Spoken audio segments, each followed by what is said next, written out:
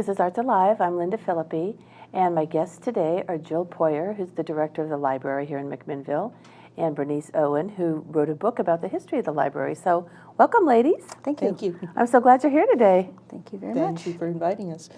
Jill, maybe we can start with you as the library director and tell us a little bit about what's going on with this centennial year. Well, basically, it's 100 years of service for the McMinnville Public Library. We're celebrating the 100th year of the Carnegie Building. McMinnville actually had a library as early as 1909, but the building is what the 100 years is all about. We're doing a lot of things this year to draw attention to libraries then, libraries now, what was like in McMinnville, what it's like in McMinnville now.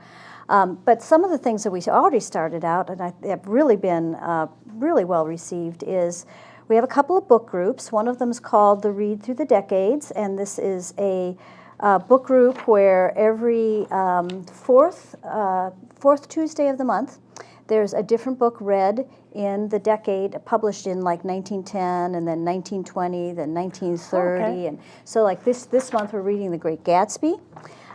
That's really been fun because we're talking about what it was like there. The writing is so different, and it is just, but the themes are the same. It's very, very cool.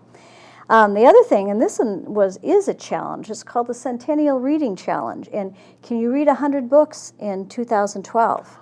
Yes. Well, I've found that is a lot. That is 8 books. That is 8 books a month, and so I'm going to start practicing my picture book skills with my grandchildren in order to fill in a few of these. The challenge of reading that many books. Great. And that's something that when you do each month, you fill out a log like this, and you list your books. Or if you're a young child, kids can list 100 hours, and they have it all, put out in various squares, so 20 minutes at a time. So it's really not that difficult, especially if you're reading to kids. You kind of get double credit. Oh, I love it. I want to do that. That's Okay. really fun. We have really had fun with this. Mr. Carnegie's Wild Ride is what we're really calling this. And what this is a Carnegie Passbook. There are 31 Carnegie libraries in the state of Oregon, an amazing amount of libraries, and many of them are still operating as libraries or cultural centers. So we took 9 of the libraries in this area from Portland down to Albany that were Carnegie libraries, and we worked with the library staff at all these libraries so that we have 9 different libraries with a picture of the library, a short history of the library, the place where you get it stamped when you visit that library, and when you've gone and visited all 9 libraries and had the stamps from all the different libraries, you bring it back to the library and we put you in a raffle for a prize which will probably be an ebook reader. And that'll be at the end of the year. So this is a great thing. If you're going to take a cruise, go out, just, explore some of the other areas and city libraries in the state. Really, really fun. And then the other thing is, and I just wanted to mention this from the Friends of the Library, Friends of the Library have a centennial membership. Friends of the Library have, membership, graduated memberships, whether it's your individual, family, benefactor, donor, different levels of contribution. But in 2012, if you contribute $100 or more, you'll get a library centennial membership. You'll be on a list of people who will be put in the time capsule that we're developing for 2012. Okay. Get a new library bag, get a card. You're a card-carrying centennial member. And there's a celebration book that will be put in the library in your name, and admission to the book sales early, $2 coupons, that sort of thing. And $2 coupons buys a lot at the library book sales. So, of course. Yeah, we should have $2 My husband coupons. would kill me. Yeah, you'd end up bringing home a lot of books. So those are the things that started off right away. The other things that we're doing, we're going to be having a really fun centennial picnic in the park, and that's going to be on August 11th. Okay. And we're working with the Yamhill Enrichment Society. You may have heard about them. Susan Sokolblosser and Patty Webb are doing this. Their idea is, that in 1912, there are a lot of similarities what's happening and challenges as what is happening here in 2012. And so kind of knowing what was going on in McMinnville and the state back then really kind of is enriching to our experience in McMinnville today.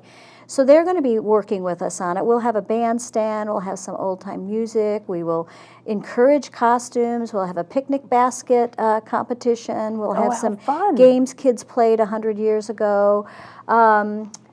The Yamhill Enrichment Society is going to have a photo exhibit around town and also in the library of all of the pictures from the turn of the century. And there'll be a tour of historic homes right in the downtown area, a walking tour.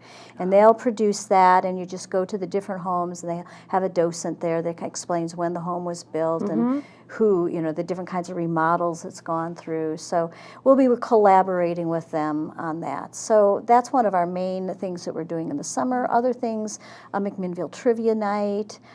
We hope to publish a calendar at the end of the year of all the different activities we had through the year.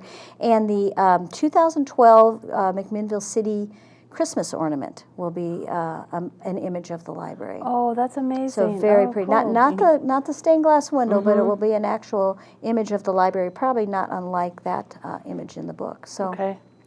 our website is www.maclibrary.org. We have you can click on the centennial celebrations, and it'll list everything as we put things up. We keep on thinking of more and more programs, and it's like at the end of the year we're going to be kind of slammed with every weekend having a program. But It's you been think fun. you can relax for another 100 years? I And certainly you will. might even be retired by then. I will be retired by then. Yeah, I think one of the more interesting things is there's going to be an essay contest on what do you Okay. think the world will be like, or what do you think the libraries will be like in 2112? So that ought to be a very interesting essay contest.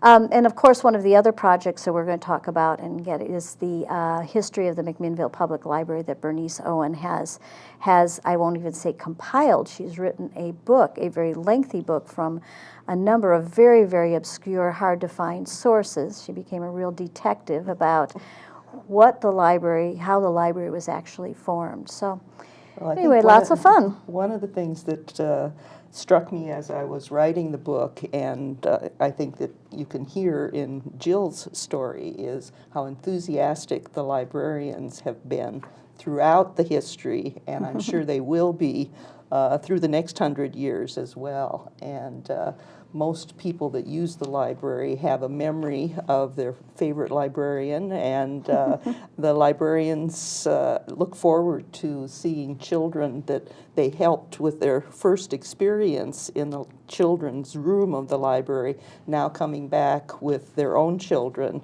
and that has been a very gratifying element in telling the story, that the librarians are the soul of it all. Sure, absolutely. Even though the purpose of the book was to give a history really of the building itself. And as most people probably recognize the Carnegie name, Andrew Carnegie was a steel maker back on the East Coast, and he set up a foundation to create and build public libraries around 1900, and there are worldwide over 2,000 libraries that he directly financed with That's his amazing. foundation. Yeah, and there are somewhere around 1,000 in the United States, and as Jill mentioned, 31 in the state of Oregon. Before 1900, public libraries as we know them were really not there.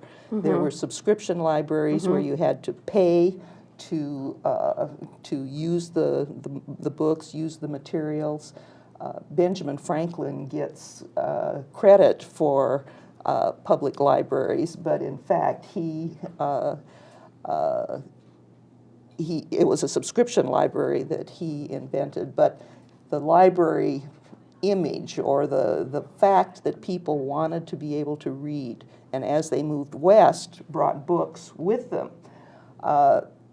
Looking at a picture of McMinnville from 1900, it's muddy streets, but people had books at home, and they were looking for places to keep the books. Here in McMinnville, I've forgotten the name of the the building downtown.